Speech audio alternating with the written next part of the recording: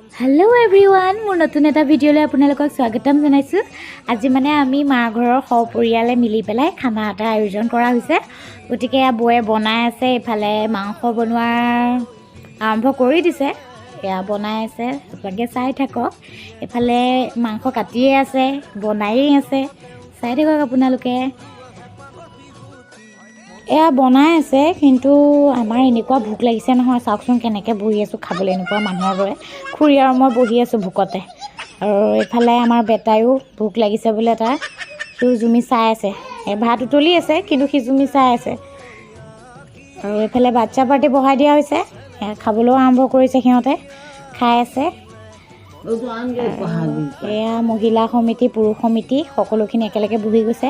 আৰু আমিও খাই বৈ উঠি পেলাই দোকানলৈ বুলি আহিলোঁ। তাহাঁতৰ হেৰি কৰি আছে। আৰু ভিডিঅ'টো চাই যদি ভাল পালে লাইক কমেণ্ট শ্বেয়াৰ লগতে ছাবস্ক্ৰাইব কৰি দিব। আকৌ এটা